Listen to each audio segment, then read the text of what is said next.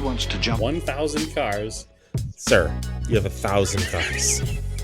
I don't think I'd attempt to try this stunt. Or we owe this horsepower to Uncle Sam. Too many cars. car. You know, roses would be... Like I put my beer belly on it. If you can't immediately tell somebody how many cars you have. You'll really give those uppity yuppies something to think about. Stay on the bar. Don't go off the bar with your Bronco. 1980 Volvo horns, what's right? I want to have a man's coolant. And he's like, oh, I thought it'd be small. It's for a small car. And I'm like, yeah, but it's still an automatic transmission. They're never going to be light. It's definitely going to have to crash. Starting off with Brad buying another car. That's the West. Internet. You know, is this a Nigerian oil print? I also wish you drove a tan Camry. Anyways, Anyway, that's a horrible, very horrible podcast content. Very Talking about a picture. inside joke.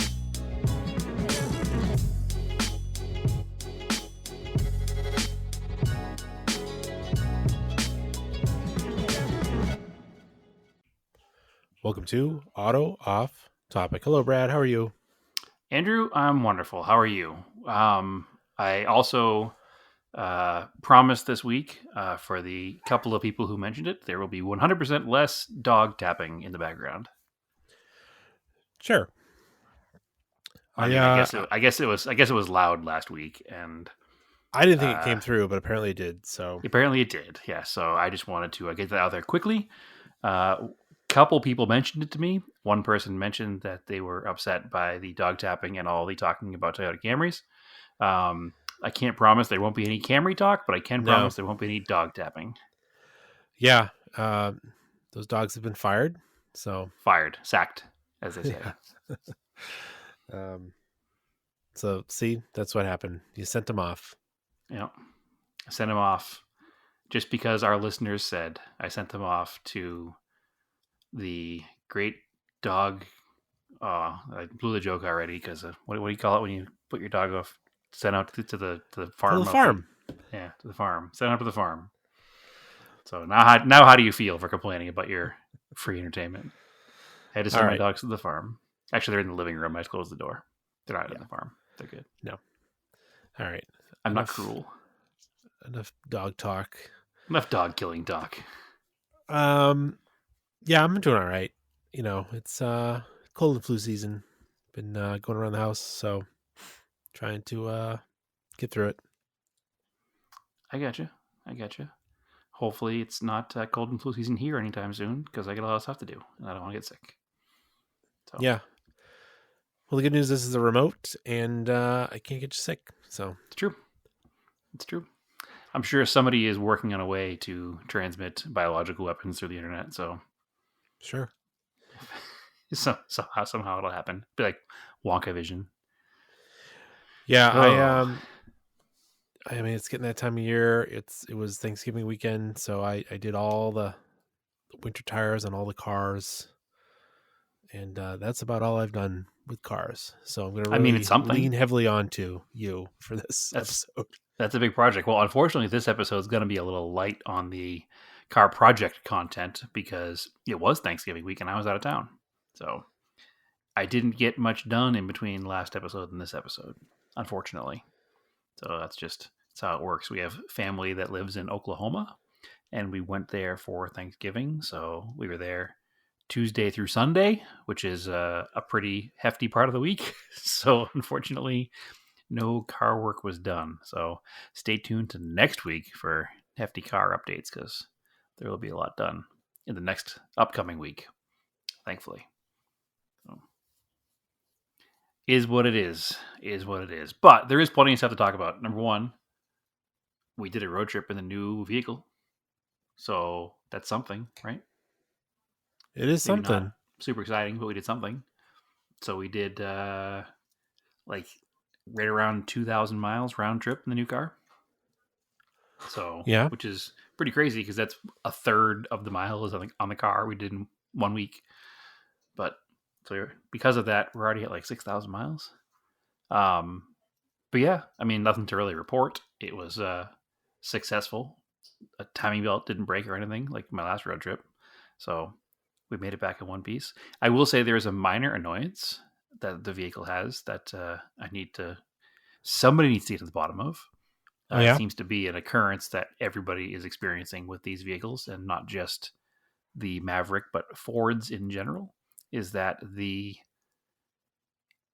Android Auto sometimes just freezes up.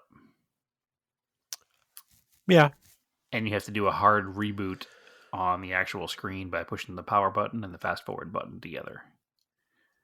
So that's frustrating. It happened, like, if it happened once, it would have been like, whatever, it's annoying. But it happened like over the course of those 2,000 miles, like 9 times. Yeah, that probably has something to do with, like, the version that's on the car, because it's basically like kind of like an Android tablet sitting in there. And then whatever version's on your phones is a little bit different. So Yeah, it's sure, there's it's some just going to stupid find thing. that, somebody's going to do some sort of patch.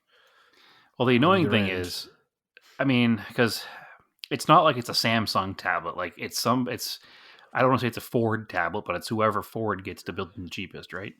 So Yeah.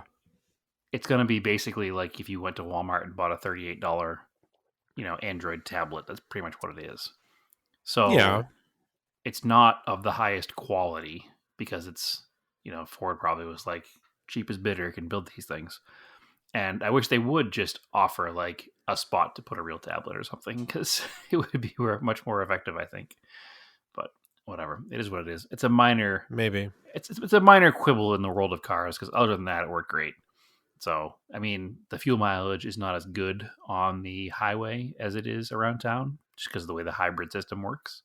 But I mean, I still think we averaged like 37 something miles per gallon the whole time. So That's still really good. I have no complaints. No, it's just it averages closer to 50, like 46 and change normally. Is that an all-wheel drive one or just front-wheel drive? It is front-wheel drive. Okay. I don't know if they make an all-wheel drive hybrid. They could. I don't think they do. I don't think they do, though. The only way to get a No. hybrid is the EcoBoost. Actually, is it Yeah, even 'cause EcoBoost or is it? I don't even know what the other one is. I only know what ours is. Ours is the hybrid front-wheel drive. Yeah, I was just wondering because, like, the all-track cross-country is like, or just on the highway in general, is like 32 to 33. Which is still pretty good. Really good for an all drive car. Yep. Yeah.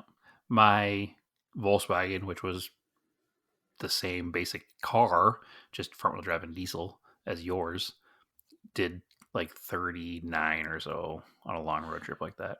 Now on the Maverick, I could break 40 sometimes. What do they have you running for, like, tire pressures? Like 38 or something? Oh, I've never even looked into it, honestly, because I haven't had to think about it.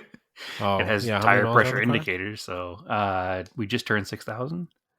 Oh, okay. Yeah, so So- you haven't really. I mean, yeah, occasionally you check them, but it's still. But I mean, it's got a brand new tire car. pressure indicators. Like, I haven't really thought about it too much. We drove it into it was 18 degrees at some points during our road trip, and the tire light never came on. So I guess it's okay. I don't know. Yeah, I never would thought have. about it. Just me, I would have checked the tire pressure. Like, I didn't. I honestly, I think maybe I talked about it here. I never checked the oil in the Volkswagen until I drove it to your house in Phoenix. I'd never checked it before. I just had it changed, and I've never checked it. Yeah, it's fine. Well, because it was a brand new car. It wasn't. Yep. Whatever. If it was eating oil, not my problem. Going to the dealer. Yeah, I mean, I opened the hood when we first got the Maverick just to look at it, but I haven't really thought about opening the hood much since then because it's a brand new car.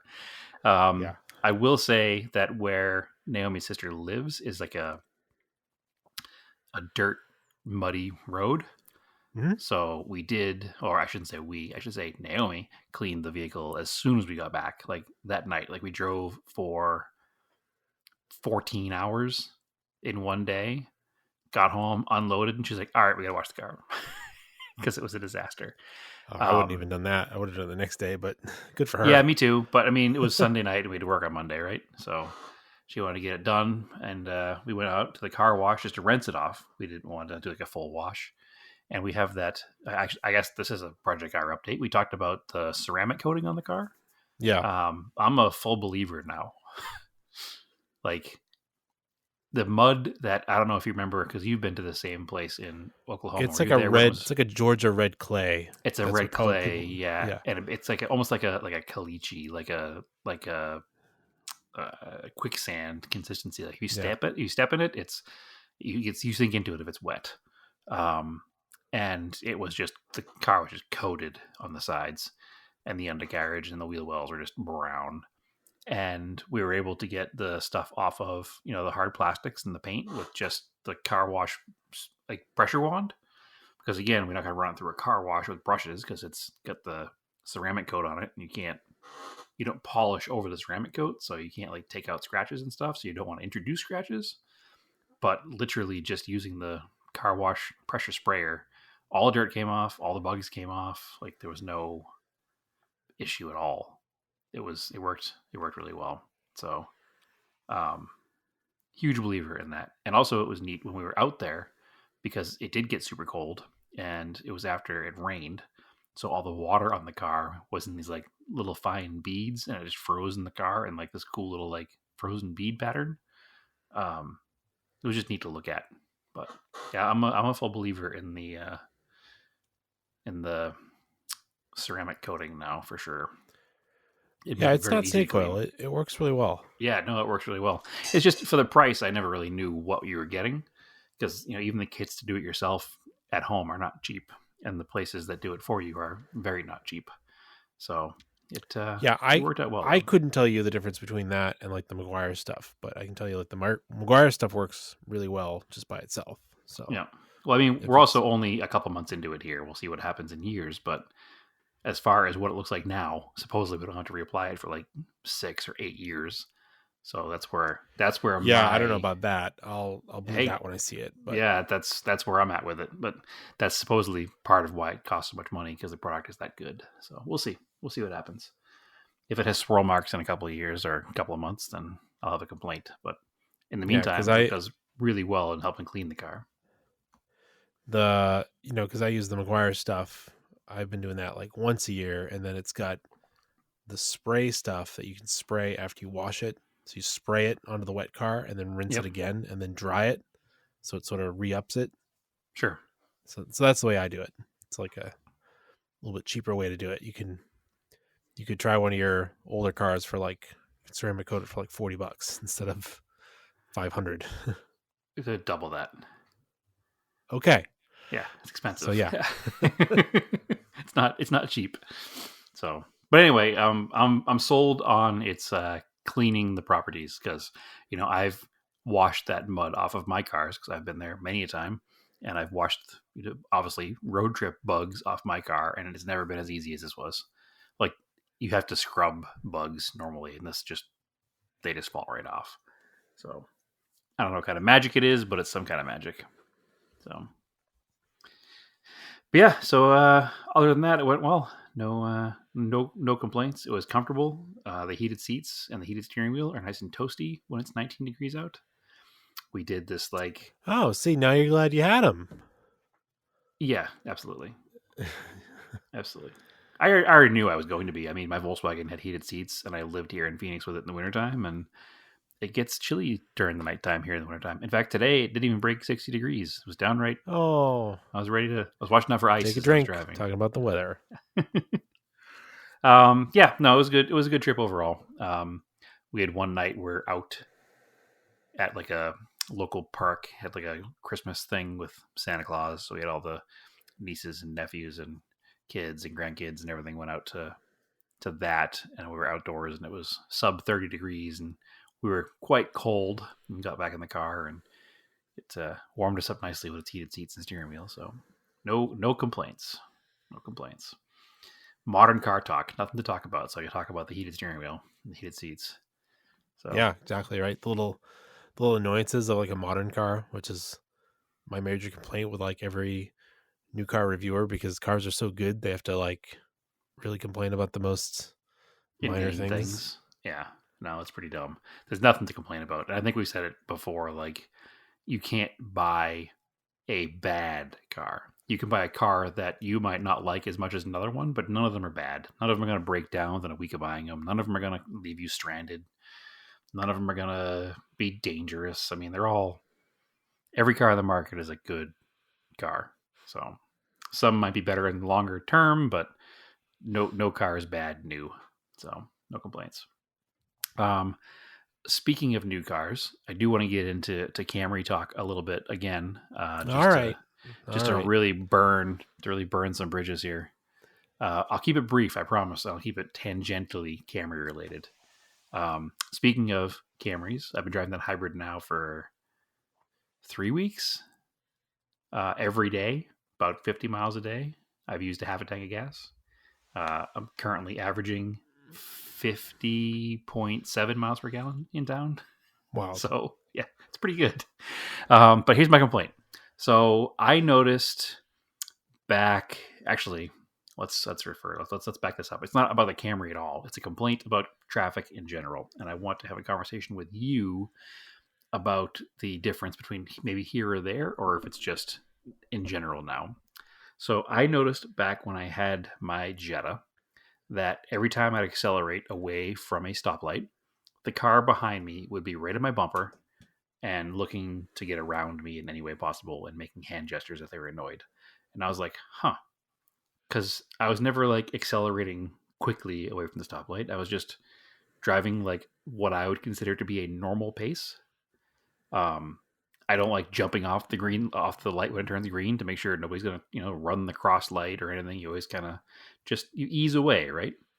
And I was annoyed, and I was like, well, maybe this car just accelerates a little slower than most normal new cars because it's a diesel, and I haven't really noticed it because most of my cars have sub 100 horsepower and are from the 70s. So I just chalked it up to that, and I never thought much about it. I get the old cars, and the same thing happens. And in those, I'm like, whatever. It's a 78 Colt with 85 horsepower. Maybe I'm just in their way. Tough, life goes on. I'll get to the speed limit eventually. So I never really thought much about it. And now I'm driving what I consider to be a pretty normal car every day. A Toyota Camry. And I noticed I pull away from a stoplight at what I consider to be a normal rate of speed. And it doesn't matter what's behind me. They're on my bumper immediately. Like, mad at me for not accelerating faster. And I don't think I've changed my driving style or habit in the entire time that I've been driving. I've never been one to race off of every light just because I like to save money and fuel. And also I don't want to get creamed by a car running a light in a T intersection or a crossway intersection. Have you noticed that people are irritable behind you, or do you accelerate away from the light fast as well? Yeah, this sounds like either a Phoenix problem or a you problem. But I don't think it's a me problem. I don't think it's a me problem. I think I grew up driving out there, so I would think it would be the same. I never noticed it there. I usually have like 2 or 3 car lengths behind me as soon as I take off. All right. Well, I don't. Because people are usually accelerate. sleeping. No, it doesn't seem to be that. Everybody's just a drag racer in Phoenix. I don't know. Well, so in Phoenix, every cross street, you can see the countdown for the crosswalk. So you always know when the light's about to change. Yeah. Like, that and they hit the countdown hits 0, the light the other way turns yellow. So people see that light turn yellow and they get ready to go. And the light turns green and they just want to go. And I think because you've got the grids and they're trying to make it through as many grids as they can. Except the stupid thing is that the grid system is set up for 40 miles per hour. And if you drive faster than or slower than, you get stuck at light traffic. If you accelerate at a normal, what I consider to be a normal rate of speed, in the same way I've always accelerated from a light. Do you always whether hit it was greens? here or there? If I hit Every one single green, time? If I hit one green, I will hit consistent greens for miles. Okay. That's the thing. If your timing's off, then it doesn't work. But their timing's always off, though, because they hit the gas with like full aplomb every time the light turns green and they hit the next red light. I mean, even if I don't know, if you're sitting in traffic and your timing is a little bit off, then it's not going to work. I don't know. I get frustrated at people driving so fast, weaving in and out of traffic because they're just going to wind up hitting more red lights. There's even literally street signs that say street lights timed for 40 miles per hour. Encouraging you to do 40 miles per hour. Is it like a TSD though? Is that like 40 to 40, or does that account for acceleration to 40? You know what I mean? It must account for acceleration, which is why eventually I hit a red light again. Is my assumption. Yeah. But nonetheless, I'm super frustrated by it. And like I'm driving every day. I do, like I said, probably 50 miles a day. And every time the light turns green, I accelerate at what I consider to be a normal rate of acceleration. I'm not going super slow. I'm not going super fast. And it always seems to irritate the person behind me. And I get people. See, unfortunately, here, lights are not timed that way. Right.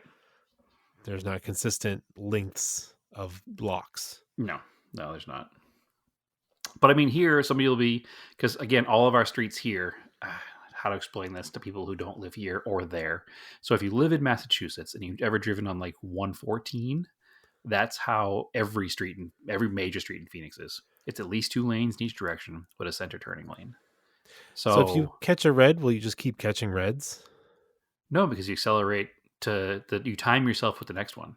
So when you're driving down the road, you also can see the countdown for the lights. And if you see one that's going to be like, it's under like 9, 8, 7, 6 seconds, and you go through that light and you accelerate to like 41 or 42 miles per hour, by the time you hit the next lighted intersection, you'll be there when there's 15 seconds left. If you go through it at 40 and there's 1 second left, when you hit the next one, there'll be 1 second left and you don't have much of a margin of error. So if you accelerate a little more to like 42, 43 miles per hour, you build up a couple of seconds buffer, and you can do that consistently, and you can get green lights all the way down the major road. This is obviously if there's no traffic, because traffic throws a loop to all of this. But if it's a clear day with no traffic in that area, and you hit that first green light, you can hit every green light until there's a pedestrian crossing, because that's the only thing that screws it up. So I generally don't hit red lights because I know how to work the system.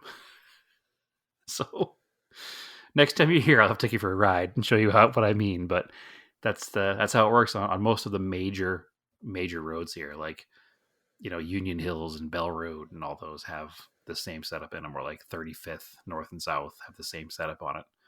So it works pretty well if you know how to use it. Maybe nobody knows how to use it. Maybe that's what it is. Maybe nobody pays attention or cares. But my biggest irritation is that everybody just gets annoyed with my rate of acceleration. And I'll be damned if I'm going to change my rate of acceleration to satisfy the person behind me. Because I'm not. It is what it is. So anyway, that's just my rant. I feel like everybody's in a hurry and they shouldn't be, because it doesn't matter. Drive smarter, not faster, right? Yeah. So anyway, well, that's my rant for the episode, Andrew. I wanted to talk to you quickly as well about Forza Motorsport, which is not Forza. What number would it be? 8 or 9? It would be 8. It would be 8. But now they just switched it to Motorsport. Going back to Forza Motorsport. So it's like Forza, as it says in the intro screen, Motorsport. Forza Motorsport. I know you've had it for a little bit of time. I've had it for 2 days. I finally got a proper setup for my steering wheel that I've been using attached to a table for a long time.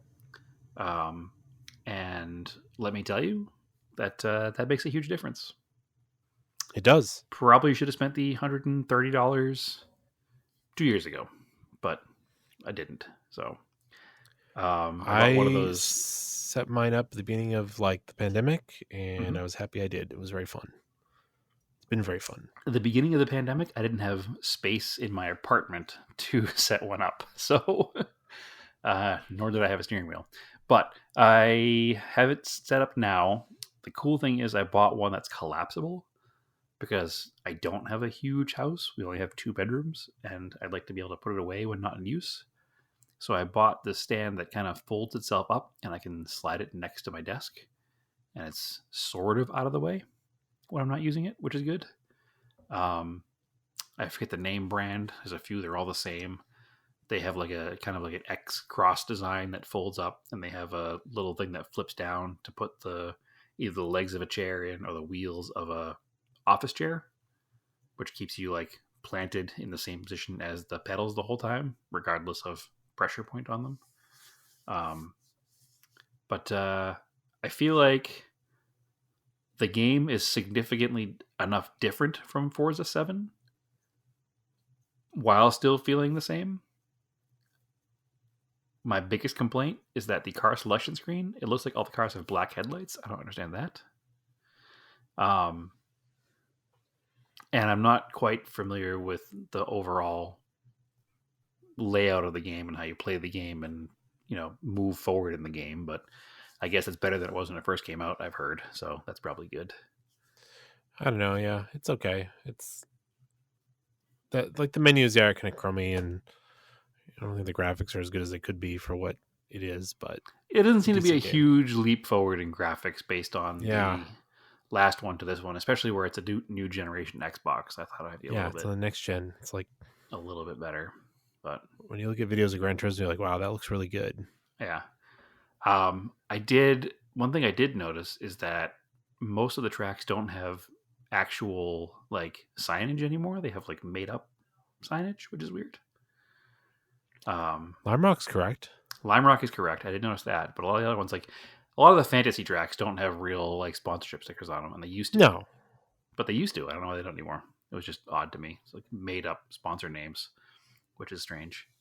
But yeah, I'm looking forward to getting more and more into it and doing a little bit of a league with our Discord members and whatnot we keep talking about. So yeah, get that set up now that I have the game.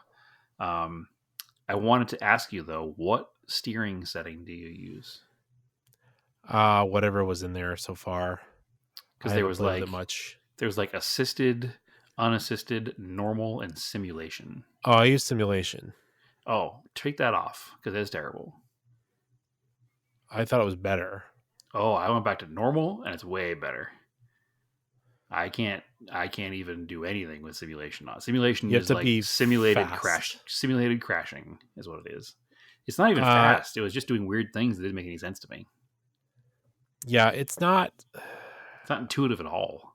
I don't know. I actually haven't played it because I was annoyed with it because again the physics don't feel super accurate to me. I don't know why. Like I don't know how they figure it out.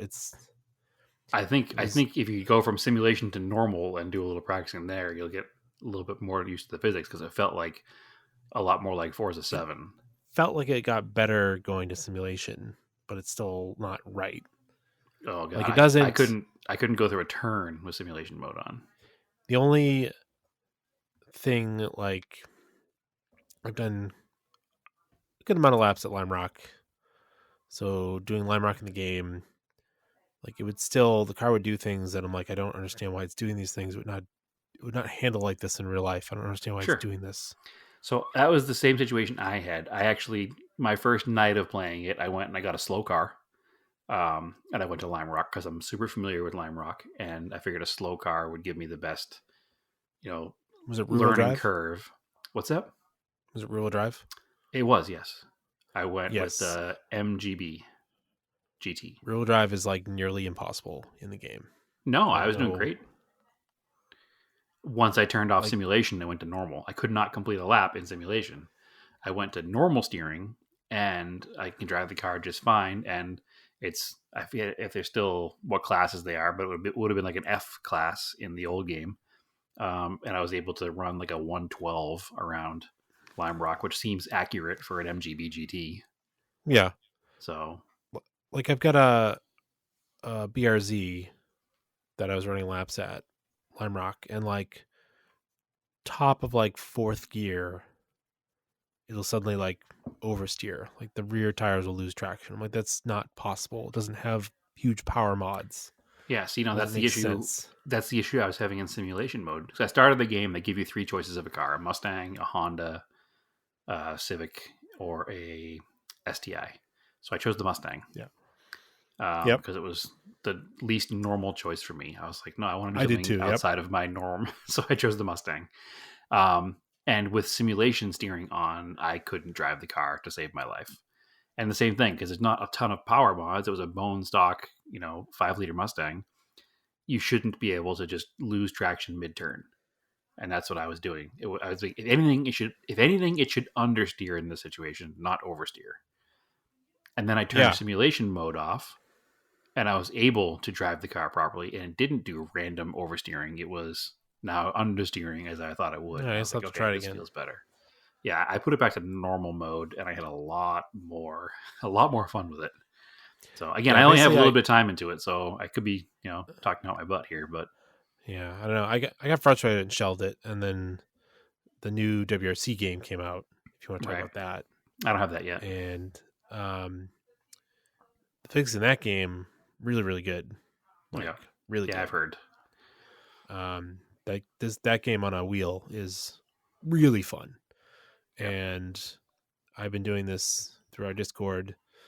One of our members, Jared, set it up. Chapel.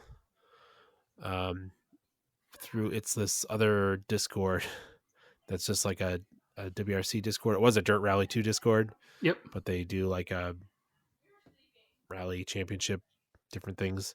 The one we're doing as a team with 4 people is the WRC 2 class, which are basically 4-drive WRC cars, but not without. They don't have the big arrow that the WRC cars have that you see Okay. like in the top class.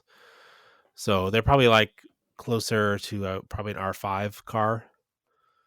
And man, driving those in the game, like I'm not super fast, but it makes you feel like a hero driving the all drive car. Yeah, I'll Like have to give it a go. I haven't. You can left foot brake and stuff. Like it's really really fun. Yeah, I'll have to give it a go. I know I had a lot of fun with Dirt. I wasn't nearly very good, but as the rest of the people we play with, but I enjoyed it. You know, when you watch videos of modern rally cars and they have tons of suspension travel, where you can actually watch the car like rock back and forth. Yep. Like you can feel that through the wheel and pedal setup, which is cool, and the way the camera moves on the screen. Interesting. So it gives a really good illusion, and yeah, they're very very fun. Interesting. I wonder if it's going to be as trippy as probably not as trippy as Dirt was through a VR set, but I don't know. I never played it on the VR. Oh, it spoiled me. It was so good. So, actually, is the new WRC game have VR?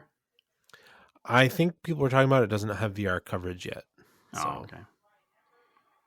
Because it was a game changer.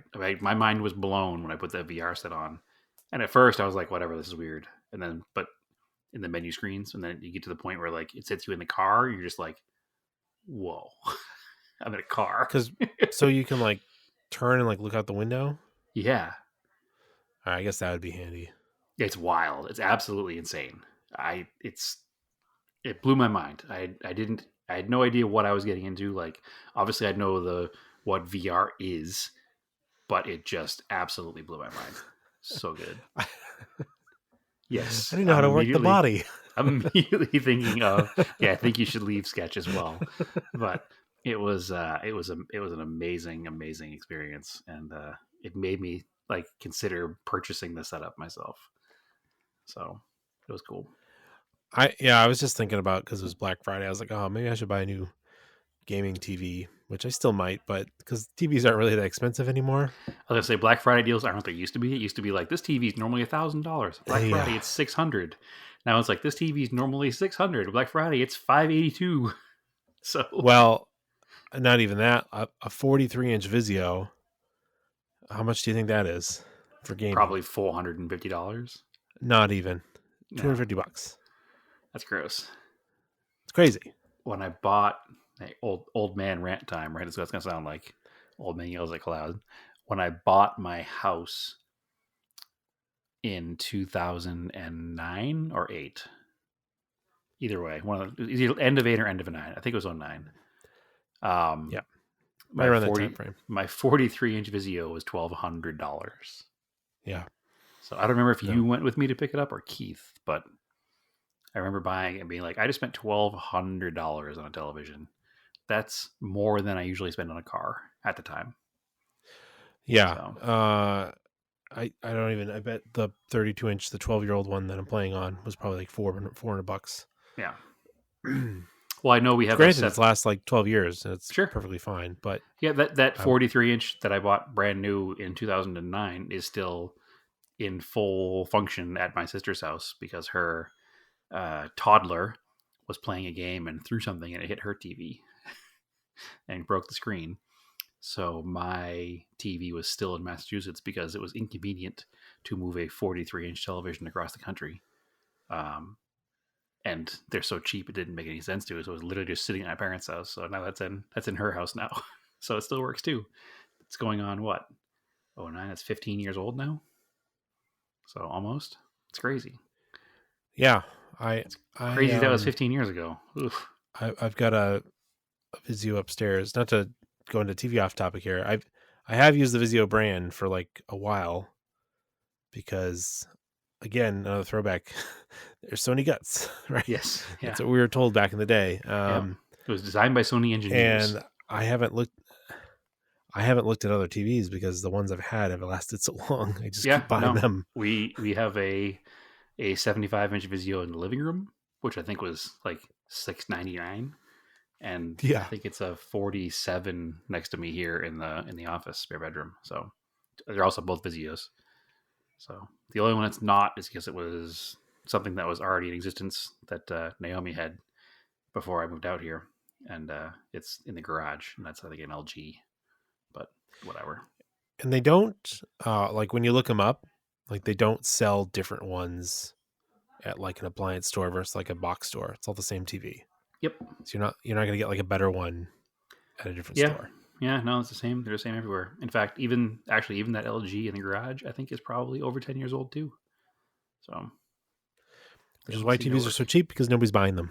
Yeah, exactly. The only reason to buy them is to get the newest, greatest thing, right? And as long as they have a thin frame around them, there's nothing to really age them.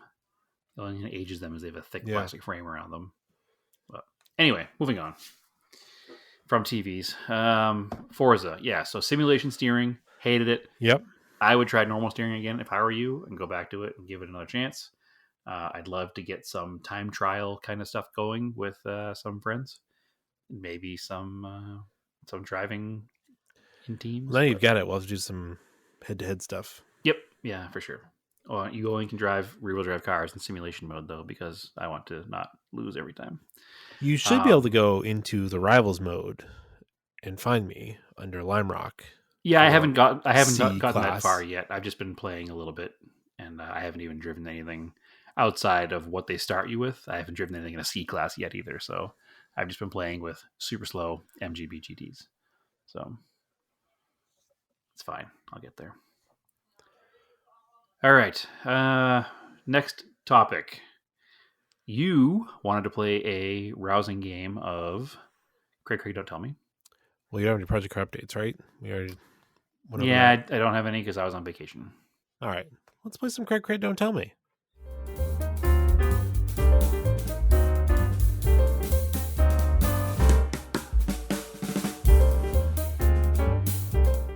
All right. You want to go first? Sure. I have a couple I pulled up. I'm going to start with this one because it has a good amount of info. It's a very neat vehicle, and it has a price of interest. So this is a blank. Do we give years? We don't give years. So it's a blank year, blank model, blank manufacturer, blank driveline. Mm-hmm. Ultra clean, original matching number, rare condition, fresh build. Get ready to turn some heads with this fresh restoration, just completed with reliability and dependability in mind. This is no project. I'm going to skip over some of this because it doesn't mean anything. Super clean, most complete package in the market today. Comes armed with files of documentation, updated original equipment, extra parts, turnkey, driver with modern day updates and tasteful upgrades. This Rally Edition themed masterpiece pays homage to the classic. Here are the basics. Original matching number, 345 cubic inch V8, tuned by Joe's carburetor. Original 727 automatic transmission and transfer case with original lockers. Original freshly sprayed drivetrain, I assume that means painted, with Dana axles, updated suspension, and undercoating protective sealant. Original sheet metal and glass with a fresh cut buff polish to the Summit white paint. Ignore that because it's definitely not white. I don't know why they put that in there. Original seating with fresh black upholstery. Original dashpad. 5-inch drop shackles. 4-inch RCX lift kit. Premium shocks. AC Delco belts. Grant steering wheel. HID headlights. Evolve tint. Ultimate front and rear steel bumpers. Let's see what else we got here. Everything else is kind of modifications that don't mean much. Removable laminate rear flooring. AC Delco fuel lines. Starts, runs, and drives better than when she first rolled off the factory floor. Okay. I will give you a price for this vehicle. Okay. And you can decide whether or not this helps you or hurts you. The price for this vehicle is $59,999. Okay. So, do you have any thoughts based on what I said? Well, it's a 4x4 truck. It is a 4x4 vehicle. Yes, I said that. It has a 727 automatic transmission and a T-case with original lockers. So it's, and they're talking about numbers matching. So it's probably something in the 70s. A 727 automatic with a 345 cubic inch V8. It's a Chrysler product. I will not Ram confirm Charger? or deny. It is not a Ram Charger. Huh. I will say that is guess one, and I will give you a little bit of a clue. It is not a Chrysler product. Oh.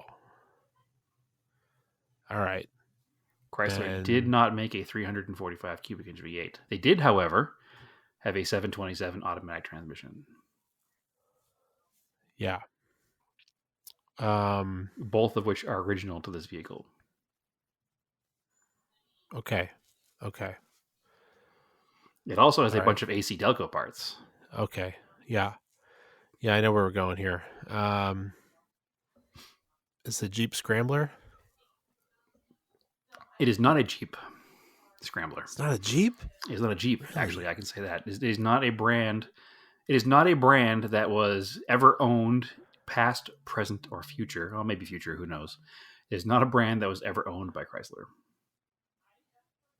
A Jeep? Not a Jeep. Jeep is Okay. now owned by Chrysler. This vehicle was never under the Chrysler umbrella.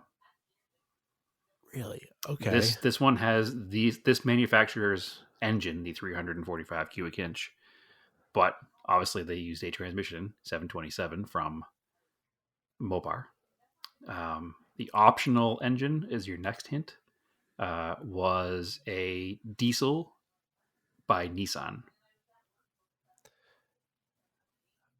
Oh no. We've talked about this in the Discord. I think this is an International Scout. There you go. Yeah, International Scout. That was a big hint in that last one there, but yes, a 77 weird. International Scout. The mismatch of parts is what threw me. That's why I chose this one, because it had a lot of info and it had a bunch of weird parts. So it's a lot of money. $59,999 for a Scout that is in very nice condition. But it doesn't have any upgrades. It says all the things about modern upgrades, but it's literally just the carbureted V8 with a lift kit and dumb-looking 20-inch wheels and LEDs. I don't not want it. I would just change the wheels and LED lights and not pay $60,000. But it's cool. So your turn, sir. We'll give you that one after 2 hints. It's funny that you picked that one because this one, it doesn't have a lot of info, but maybe you'll get it. It's a blank 3 383, 383 V8 727 auto with slapstick shifter. All right. Runs and yard drives, brakes work, needs exhaust, tune up, other work to be on the road. Clean title. Just needs exhaust. That's all I got for you. Oh, 727 a slapstick, so it's probably a Challenger. Yeah. 73 Challenger. 1970. 70 Challenger. Okay. Yeah. Yep. That was the big indicator of that one. So, And honestly, the only reason that like I just learned what a 727 transmission was by reading this before you gave me that. oh, So, really? Yes. Awesome. And I guess my Mopar or no car lifestyle has led me to know what that is. All right, next car for you. I'm just gonna read this ad. It's Okay. Here we go. Lauded for meticulous craftsmanship and luxurious amenities, this blank blank blank traces its lineage back to the iconic blank series. This example comes finished in a metallic shade of green over a two-tone tan and green interior. It is said to have spent time in California before being acquired by its seller in Arizona from an estate where it was reportedly chauffeur-driven and garage-kept. This classic is now being offered for sale out of Arizona. This blank features an elongated wheelbase compared to the blank, extending the body by approximately 4 inches. This example is said to have been refinished in its current shade of metallic green at a cost of over $8,000 upon the seller's acquisition. Details include the iconic grille, chrome accents, badging, a dual exhaust, 15-inch wheels with Vercelli white wall tires. The opulent, handcrafted interior is upholstered in tan leather with exterior color matching piping, dashboard, and carpets. Burlwood veneers decorate the dashboard and upper door panels, while a black finished steering wheel frames the blank branded instrumentation. Equipment includes chrome trim, rear footrests, and an aftermarket XDM 260 AM/FM CD player. Signs of wear are noted along with some dashboard cracks. Seller reports air conditioning currently inoperable, and the power windows operate slowly. Power is derived from a 6.75 liter V8 with a single Solex carburetor, with as much as 200 horsepower and 398 pound-feet of torque through a 3-speed turbo hydromatic TH400 automatic transmission. Power steering rack and pinion have been rebuilt. Fuel pump has been upgraded. I'll give you the price on this luxurious vehicle. $15,000, open to trades. Well, it's a Bentley. Incorrect. Rolls Royce. Yeah, okay. Yeah, you got there pretty quickly. I was I should have hoping made that my first guess. I switched him. I was hoping that the transmission would throw you for a loop. No, it was the description and then the engine size. Yeah. Well, I was hoping that the 6.75 liter V8 and that turbo hydromatic TH400 would lead you down the path of Cadillac. But yeah, alas, nope. I was wrong. Yes, this is a 1977 Rolls-Royce Silver Wraith 2. Yeah. What's wild believe it or not, go ahead. The way you described it painted a picture of me, like in my mind. Oh, I thought how I described it, sir. Sir, I did not describe it this way. Okay. I was just reading how somebody else wanted you to learn about their vehicle. The way you put the feeling into it. Yeah, I guess. I got wedding car out of it. Okay. Yeah, if it was a fancy white, wedding for sure. car. Yeah.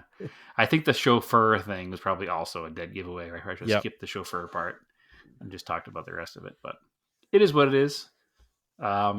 I actually like the car. What's wild to me is that it's the same year as that Scout. So that Scout is a 77.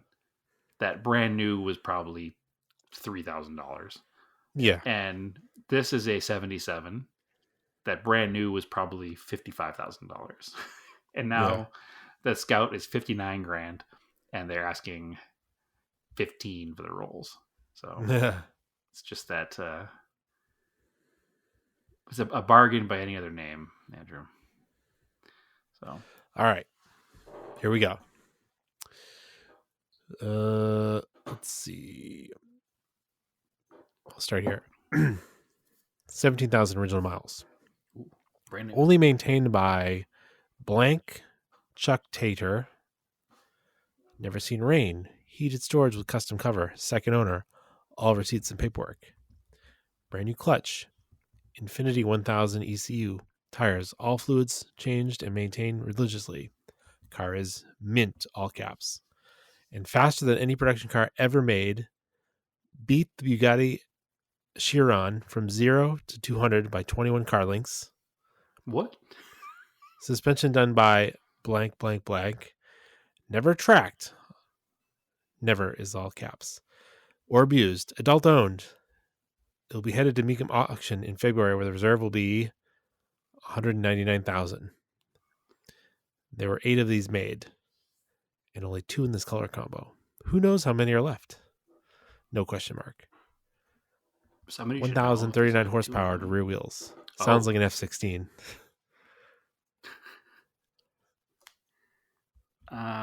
Okay. It didn't say anything about the engine other than its horsepower. Yeah. Am I supposed to know who Chuck Tater is? I don't know. I didn't think you'd get it. I couldn't say the other part because it would give away the car. What he's called. What he's called? He's called Chuck Tater apparently has a name that would give away the name of the car if I told you. I'm gonna have to Google this afterwards because I don't want to know. So it's faster than a Veyron, supposedly 0 to 200. A Chiron. Okay, and it has how many horsepower? 1,039. 1,039. Yeah. So there's no way it's faster than a Chiron. Isn't the I don't Chiron know. like 2,000 horsepower? I don't know. The guy's name's Chuck. Yeah. Chuck Tater. All right. So I don't have any idea. Based on solely his name, it's an American car. Because no guy Yes. named Chuck is tuning Lamborghinis or Bugattis. So it's an American performance car, obviously, and it's not a stock version. So it's one of the. It's either got to be a Corvette or a Viper or a Mustang. That's. I mean, maybe a Camaro, but I feel like I'd know it if it was a Camaro, just because of my Camaro love. God, what would Chuck build? Well, we're just going to conflate this guy with Chuck Norris. And we're going to say Okay. that he builds the baddest Corvettes out there. No. Chuck Norris would have a Dodge because he always had Dodge pickups. I'm reaching now. My joke answer is Viper, but I bet it's a Corvette. It's probably a ZR1 or a supercharged something with slicks on it. So it's faster than a Veyron, but it doesn't turn when it gets to the end, is my guess. So this is gonna be Chuck's Vets, and Chuck's gonna be like Vet Man with the aviators. Chuck Vetman Tater is God, why haven't I've never heard of this guy. I'm mad now. It can't be real. So Chuck's driving Corvettes. So this is probably a C7 because nobody's done much with C8s yet. Okay. C7 C7 Corvette. That's it? That's my answer. Not correct. It's not correct. Nope. Not correct. It's only 1,000 horsepower. Yes. I say that. It's funny now because cars are like ridiculous and 2,000 horsepower is everywhere.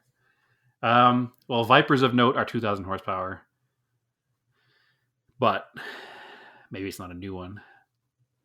Is it a first-gen Viper? It is a first-gen Viper. Nice. You almost backed into it. I did actually when I said that Chuck Norris would drive Yep, Viper. yep. Yeah. Well, he drove Dodges in the show. Yeah, that's why I changed it. That's why I changed it to Dodge. All right, let's see. What's how do you spell Tater? Tator? Tater? Tator. Tator. It's the Viper Wizard. I was gonna say, what's Chuck his name? Tater. The Viper Wizard. Yep. Tater's So this is a 1997 Dodge Viper Hennessy Venom 1,000 horsepower. That's more important than Tater. Who the hell's Tater? So Tater That's didn't build the guy who nothing. maintained Tater it. maintains it? Yep. Oh my goodness. Chuck's got a pretty good website. There are 8 of these made. 2000 Gen 2 GTS. And only 2 in this color combo. So it's the classic blue with white stripes. Is it a Roadster? Oh, it's GTS, you said. No, GTS. Which I will forever... I forever like GTS coupes. Like, they're really good looking Gran cars. Turismo. That's a Gran Turismo they're love cool. right there. Mm-hmm. Um, And seeing the Orca race cars back in the day. Yep. And I got to work with, wildly, a guy that was one of the head engineers on the Viper program.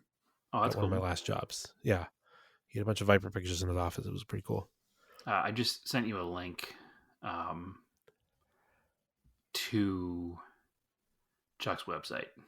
It's tatorsdodge.com. Tators dodge.com. It's like Tater Tomater? It's delightfully terrible. Like, oh, this is from 1997. Yeah, 100%. I think it says hosted by Angel Fire on the bottom.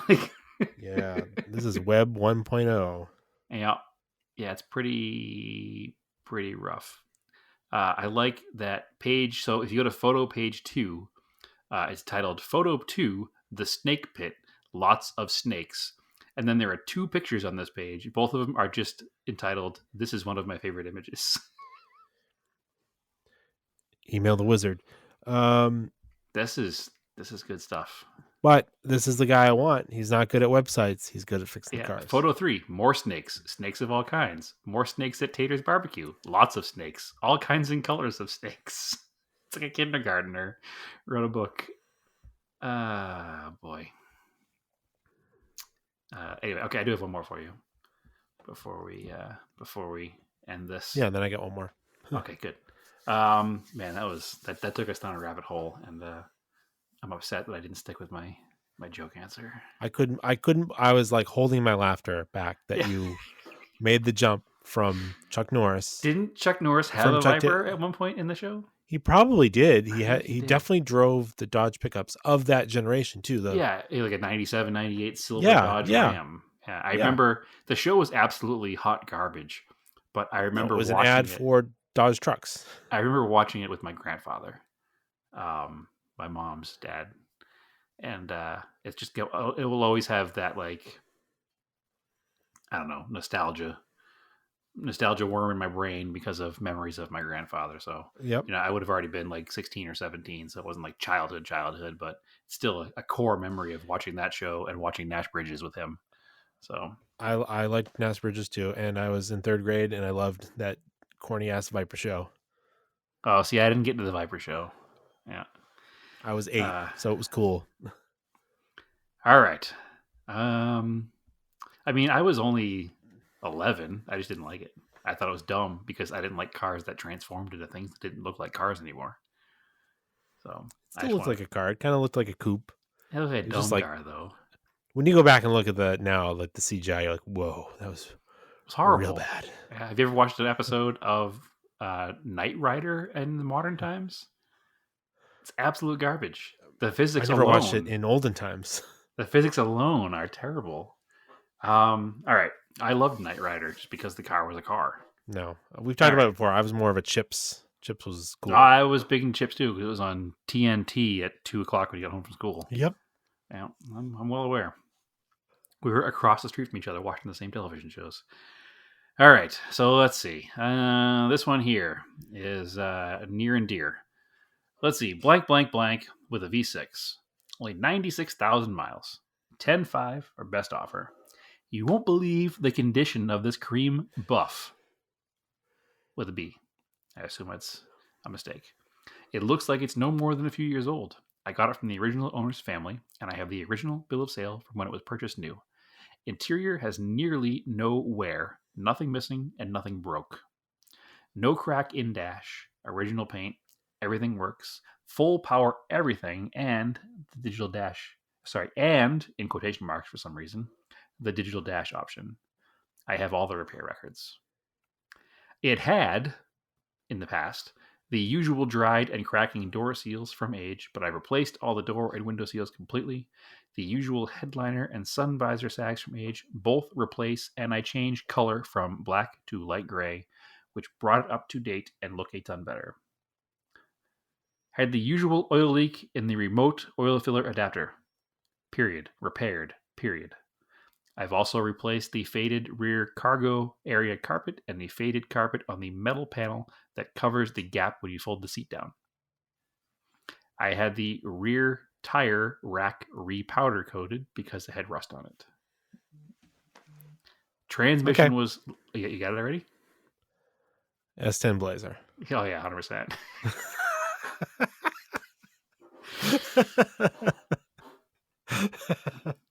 So... I wish that I had a lot of money. I genuinely do, because if I had drugs, if I had the kind of money that I could throw away $10,000 and not think about it, I would buy this truck, and I would immediately put it on a transporter and send it to your dad, because your dad needs a really nice S10. But unfortunately, I can't swing $10,000 to give a gift away. So, it is absolutely stunningly gorgeous. It's under 100,000 miles. I've never seen one with a digital dash before. It has all of the interior pockets over the rear wheel wells. Did yours have that? Yeah. Yeah. See, none of ours ever did. Like the zippered pocket. Yes. Yeah. Yeah. Yep. See, mine didn't have that. They had a lot of I think that was still at the time where you could check different options with GM. You wouldn't get packages, you'd get random options. Well, your dad ordered his brand new, and that's why it's got the two-tone and Steelies, which we'd never ever seen before. So somebody ordered that and then didn't pick it up. He bought it off the lot. Well, that's what. Yeah, but he bought it brand new with some of it was a special order. Yeah, that's what I'm saying. Yeah, because I've never seen another one that configured that way. Yeah, no, I would love to own this vehicle and just. I do. I genuinely wish I had $10,000 because I would just buy this truck, ship it to Massachusetts. Your dad could use it all the time under the condition that I could use it when I came home to visit. You know what sealed unfortunately, the deal? I don't have the $10,000 to do that. Was the when he said the sagging headliner for whatever reason that yeah, well, that's every car from that era. They all do it. But I thought so. I skipped over the 4.3 on the V6. I just said V6 because I thought that would be a dead giveaway. And the swing away rear tire really got it too. Yeah, I didn't want to leave that out because that was an important clue. I didn't want to give too much, but I also saying this is a near and dear vehicle in the beginning was probably an indicator that it was going to be something that you cared about, for better or for worse. So I'll send you this link in case you're tempted to relieve yourself of $10,000. Yeah. So, it's a collector's piece, Andrew. It's only going up in value. So I genuinely like it. I mean, if I didn't have the want for a really clean two-door Raider again, well, not again, a really clean two-door Raider because my last one was not that, I would buy something like this instead. But I genuinely want that Raider. So good guess, Andrew. You're 3 for 3 today, actually. So, crazy. Yeah. Good night for me. Yeah, very good night. Took a lot of hints in the first one, but we got there. 3 hints, which I guess probably should be the limit. If we want to steal the rules from our friends over at Another Pointless Automotive Podcast in their ad game. Yeah. They do a three guess, 3 hint rule. So, all right. You got one more for me? One more. All right. Skipping the first sentence. I imported it from Japan 2 years ago, and I've taken my time getting it roadworthy. So, good way to start there. We know it's I already get the country. Yep. 5-speed manual, 4-wheel drive with the non-turbo single overhead cam 4A30 engine. It's a Toyota. I rebuilt 4A30. I rebuilt the top end, so it has a freshly machined head, new head gasket, all new valves, blah blah blah, spark, the whole thing, head job. Basically an engine service that needed at 100,000 miles, but probably didn't get. Moves through all the gears and has a working high-low four-wheel drive switch. Power windows, locks all work. No engine lights, AC works, no rusts. Aftermarket Bluetooth radio, sub, and speakers. Odometer reads in kilometers, so it's 138,064. 4A30 is Mitsubishi. 4A3 is Toyota. That was my thought process there. 4A3C or 4A30 is Mitsubishi diesel. I don't know what exact diesel that is. I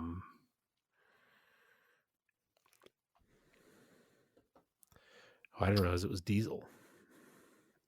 Well, it's got to be because it's a 4A30. It would have to be a G for gas. yeah.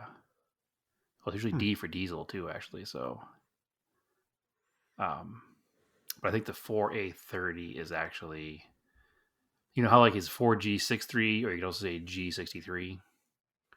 I think that's the way those work too. So it should be like a 4D something. Maybe I'm wrong. I think it's gas, but Is it gas? Yeah, I think it is. I'll send it to you afterwards. But any guesses? Okay. So it's got a 3 at the end, which. So if it's the same naming convention as a 4G63, no, it wouldn't be a 3-cylinder because the 4 is first. It's a 4-cylinder. Unless.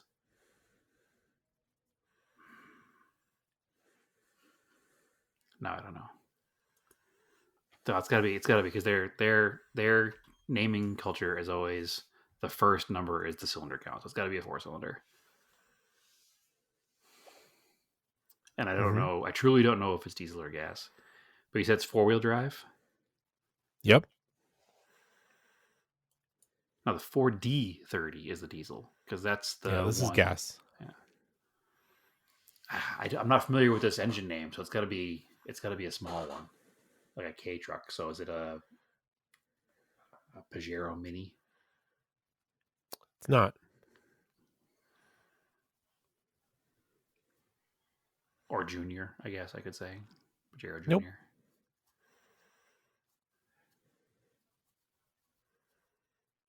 I feel like I should know this engine if it's not a K vehicle. Because I don't know anything about the K vehicles. Other than It's a they K have vehicle. Okay, so it's just a little K van? It is. Okay, cool. I don't know the name of the Mitsubishi K vans. Do they even have names? Mitsubishi Minicab. Yeah. Bravo. Got there. U44V. Okay. Yeah, man, I am lost on those because we're just talking about this in Discord today. The Mitsubishi naming structure for car engines has always been 4G63, 4-cylinder, 4, gasoline, G, 6 serious engine family, and then 3 the version.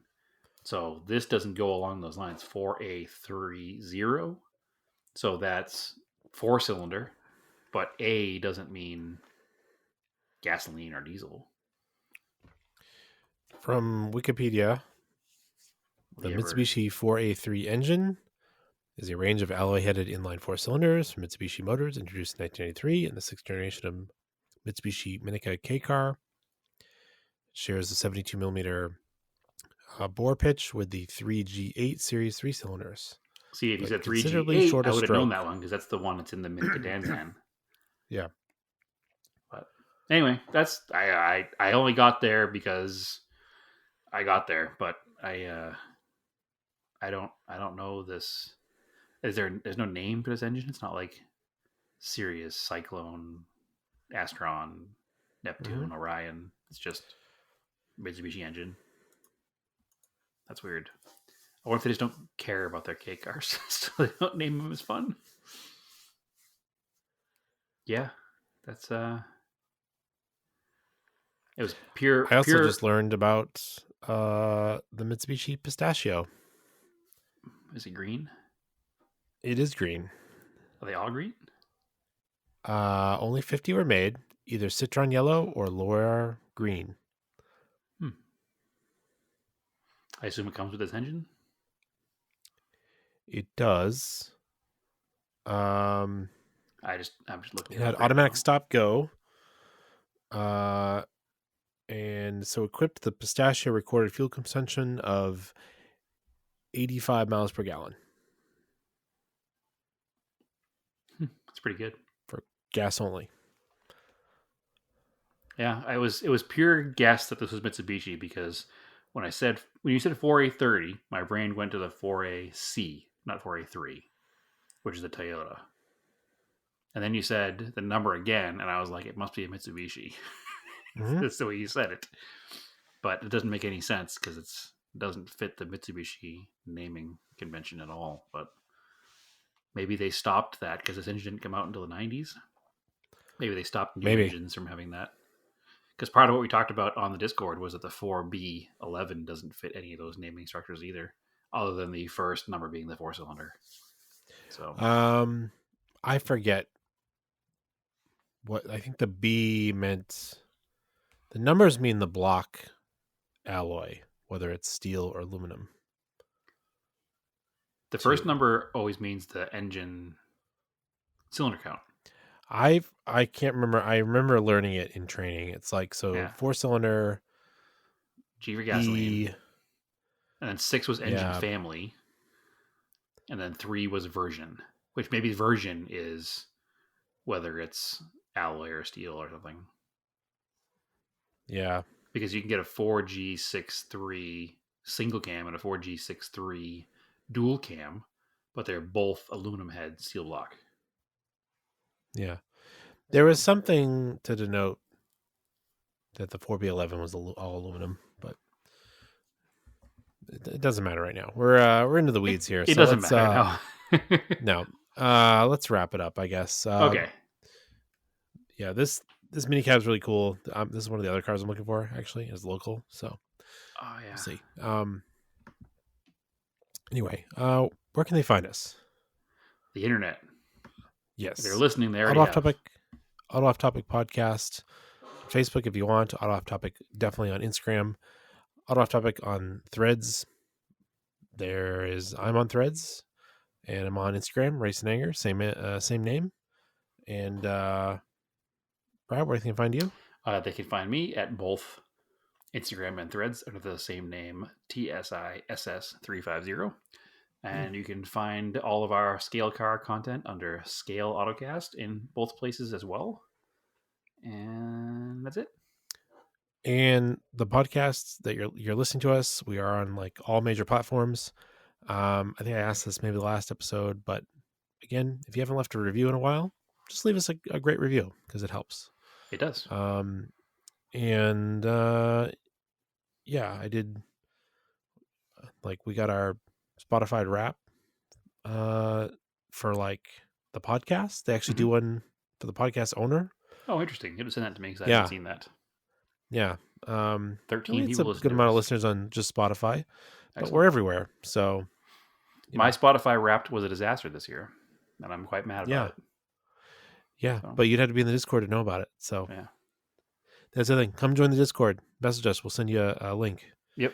And we're going to do some, for the beginning of the year, I'm going to do some Discord specific Auto Off Topic stickers. Yep. And those hats are in process. I didn't unfortunately get them done in time to bring them home from Oklahoma. All right. But they're in process. Cool.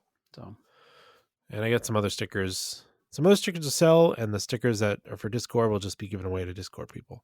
Yes. So anyway, anything else? I think that's it, Andrew. All right, cool. So, as always, keep your girls analog and aim for the roses.